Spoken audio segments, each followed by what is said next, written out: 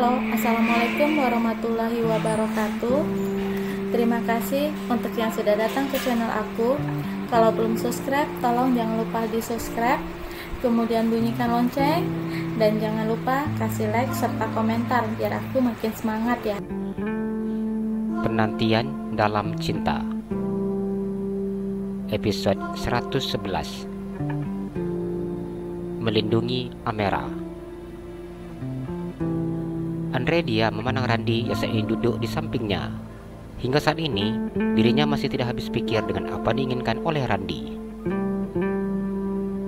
"Apa kamu yakin dengan apa yang kamu minta?" tanya Andre setelah mendengar apa yang diinginkan oleh Randi. "Iya," jawab Randi. "Aku tahu, Ran, kamu itu sibuk dengan pekerjaanmu. Tapi mengapa nambah kerjaan lagi dengan mengurusi orang seperti dia? Saran aku, biar saja pihak kepolisian yang menyelesaikan masalah ini." Andre mencoba menasihati Randi. Randi menggelengkan kepalanya. "Aku ingin kamu mengawasinya. Namun biarkan saja aku yang mengurusnya di sini. Aku ingin dia mendapatkan perawatan yang terbaik. Aku berharap dia masih diberi kesempatan untuk bertobat, karena kemungkinan umurnya tidak akan panjang juga," ucap Randi. "Aku tidak percaya orang seperti dia masih bisa bertobat," Andre pesimis. "Entahlah, aku juga tidak tahu. Yang penting usaha," Randi tersenyum. "Kamu gak suka sama dia kan? Kamu gak jatuh cinta sama dia kan?" Andre bertanya dengan melebarkan matanya. "Ya enggak lah," jawab Randi. "Pasti bukan hanya aku saja yang punya anggapan seperti ini. Kamu aneh menurutku.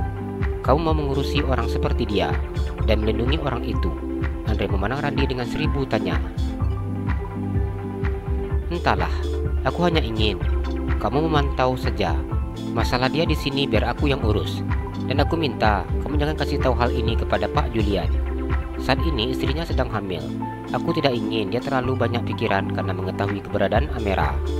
Kamu tahu sendiri, dia suka bingung gak jelas bila itu sudah berkaitan dengan Amera," jelas Randi. "Menurut aku, dia bingung jelas. Mana ada orang yang berani dekat dengan Amera, terkecuali itu kamu. Aku yakin, semua orang pasti takut dengan dia. Mungkin bukan hanya orang saja, hantu juga pasti tidak berani dengan Amera. Ya sudah, itu terserah kamu sajalah. Kamu yang lebih tahu tentang bos kamu itu.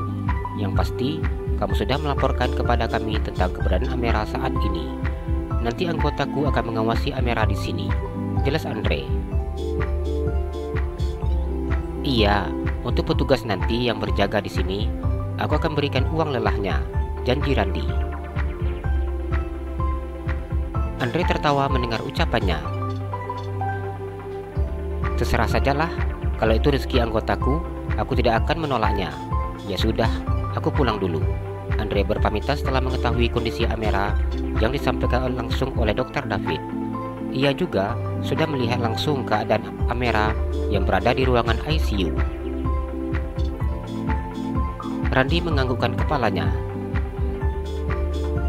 "Terima kasih ya," ucapnya kemudian menjabat tangan Andre. "Padahal hari ini hari libur, tapi malah pergi. Tadi kemana?" tanya Nina. "Katanya ibu pengen tarik telinga Amera kalau ketemu. Apa jadi?" tanya Randi.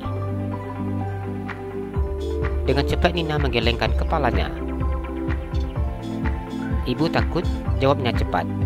Amera merupakan sosok orang yang sangat ditakuti oleh Nina. Kasus yang dilakukannya membuat Nina ketakutan ketika membayangkan seperti apa cara Amera menghabisi teman-temannya satu persatu, termasuk kakak kandungnya sendiri. Randi tertawa saat mendengar ucapan ibunya. "Amera sekarang lagi dirawat di rumah sakit. Ternyata dia memiliki penyakit yang sangat berat. Jadi sekarang dia di ruangan ICU dan tidak sadarkan diri.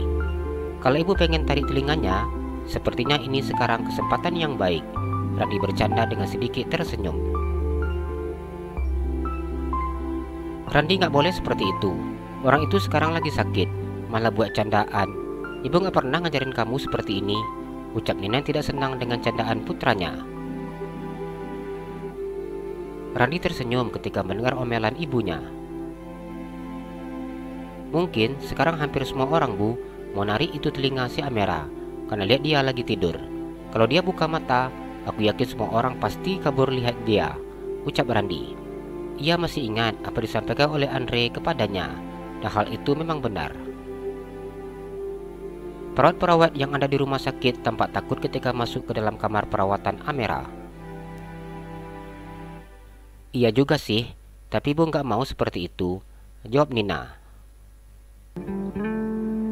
Bukan hanya manusia saja yang takut sama Amera, Bu, hantu juga, Randi tersenyum nyengir. Kenapa kamu berkata seperti itu? Tanya Nina. Airin, gadis yang ketemui di supermarket yang menjadi kasir itu, ternyata Amera, Bu. Beberapa kali aku nganterin dia pulang malam dari supermarket, dan aku sering melihat di rumahnya ada penampakan. Hanya saja, sepertinya Amera sudah sangat bersahabat dengan itu semua.